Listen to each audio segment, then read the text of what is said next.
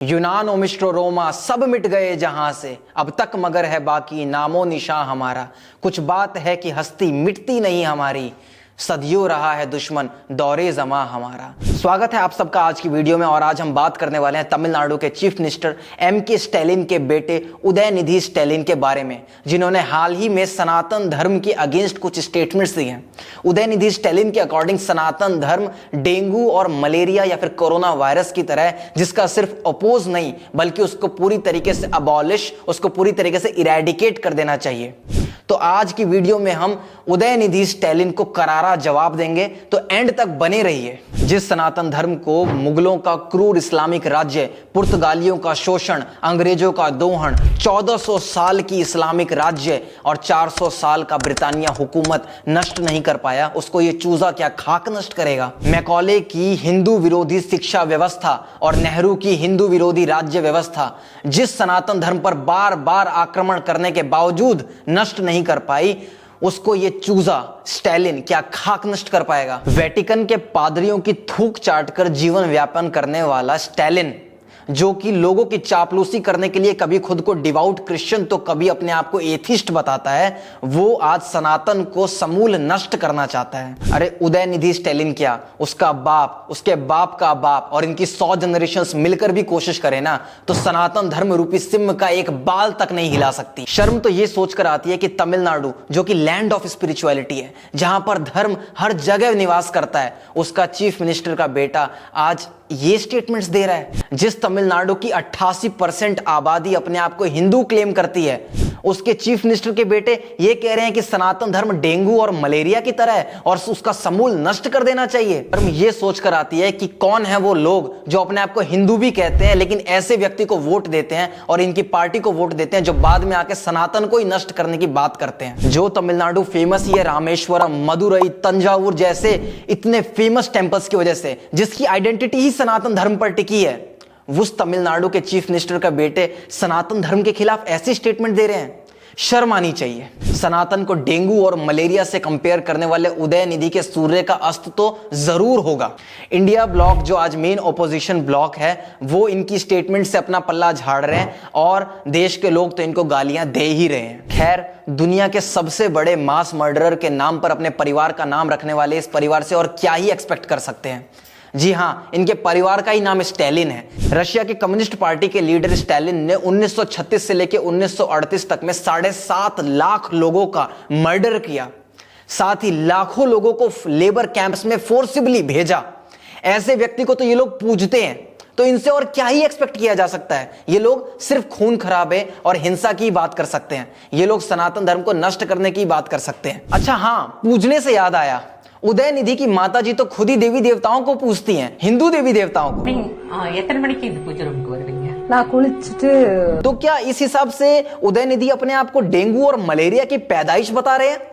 अरे नहीं नहीं नहीं नहीं, डेंगू इससे बुरा मान जाएंगे। अबे क्रिश्चियन मिशनरीज की थूक चाटने वाले कीड़े, अब सुन सनातन धर्म कितना तोड़ता है और कितना जोड़ता है। अनंत काल से अखंड भारत में विभिन्न राज्यों में विभिन्न राजाओं के होने के बावजूद एक सूत्र जो सारे भारत को जोड़ती थी, वो है सनातन। ये वही सनातन है जिसने पूरे विश्व में भारत को विश्व गुरु की स्थिति दिलवाई। ये वही सनातन है जिसने विश्व में ज्योमेट्री, एस्ट्रोलॉजी, मैथमेटिक्स, साइंस ऐसे सब्जेक्ट्स में तब खोज करके दी जब दूसरे देशों के लोग जंगलों में घूम घूम के शिकार कर रहे थे और खाना ढूंढ रहे थे। स्टैलिन के अनुसार तो सनातन धर्म जो है वो समाज में भेदभाव लेकर आता है, सोशल डिवाइड लेकर आता है। तो फिर तो यहां पर किसी और रिलीजन को अकोमोडेट होना ही नहीं चाहिए था। लेकिन इसी व्यक्ति को मैं बताना चाहूंगा कि विश्व के 4 सबसे बड़े धर्म, सिखिज्म, जैनिज्म, बुद्धिज्म और हिंदुइज्म, इसी सनातन की भूमि भारत से जन्मे हैं। इतना ही नहीं, जब ज़ोरोएस्ट्रियंस, जिनको हम पारसी कहते हैं, उनको उन्हीं के देश से निकाल दिया गया था, तब भी भारत ने ही, इसी सनातन की भूमि ने उनको शरण दी थी और आज वो इस देश का एक अखंड भाग है। यही व्यक्ति जो एक पर्टिकुलर कम्युनिटी को अपीज करने के लिए कभी खुद को एथिस्ट बताता है तो कभी क्रिश्चियन बन जाता है और एक बोरी चावल के लिए अपना धर्म बदल लेता है, उसको मैं बताना चाहूंगा कि यही सनातन धर्म है जो पूरे विश्व में वसुधैव कुटुंबकम की बात करता है। हम लोग हर मेहमान के अंदर देवता देखते हैं, चाहे वो किसी भी धर्म का हो, किसी भी जाति का हो, किसी भी देश का हो। इस समय जब सो कॉल्ड रिलीजन्स के लोग अपना नंबर बढ़ाने पे लगे हुए हैं, लोगों को कन्वर्ट करने पे लगे हुए हैं, चाहे फोर्स के थ्रू या पैसों के थ्रू, उस समय सिर्फ ये सनातन धर्मी है जो सर्वे भवन्तु सुखिना सर्वे संतु निरामया की टीचिंग्स को पूरे विश्व में फैला रहा है। उदयनिधि स्टैलिन के अकॉर्डिंग सनातन धर्म देश को तोड़ता है, लोगों के अंदर डिवीजन लेकर आता है। लेकिन इनको मैं रिक्वेस्ट करना चाहूंगा, एक बार जाकर सनातन धर्म का इतिहास खोलकर पढ़ लें। सनातन धर्म के अनुसार समाज में 4 वर्ण पाए जाते हैं, ब्राह्मण, क्षत्रिय, वैश्य और शूद्र। ब्राह्मण तो कुछ काम करते नहीं, वो तो शिक्षा देते हैं और उसके बदले में बहुत ही कम दीक्षा लेते हैं, कुछ पैसा लेते हैं। और जो क्षत्रिय हैं वो रूल करते हैं, वो भी कुछ ऐसा बिजनेस नहीं करते।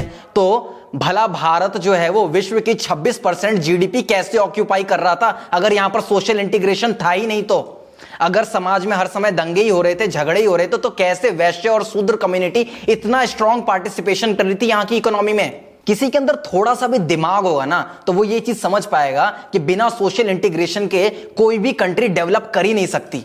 आप जाकर देखिए अपने आसपास के किसी भी देश को, चाहे वो पाकिस्तान हो, लिबिया हो, सीरिया हो, इराक हो या कोई भी कंट्री, जहां पर एक ही धर्म रूल कर रहा है, वहां पर तो ज्यादा सोशल इंटीग्रेशन होना चाहिए था, ज्यादा सोशल हेजेमनी होना चाहिए था। वहां पर तो डिवीजन भी कम है, लेकिन वहां की जीडीपी दिखाई भी नहीं देती। पूरे विश्व में कहां पर है, भीख मांग रहे हैं वो लोग।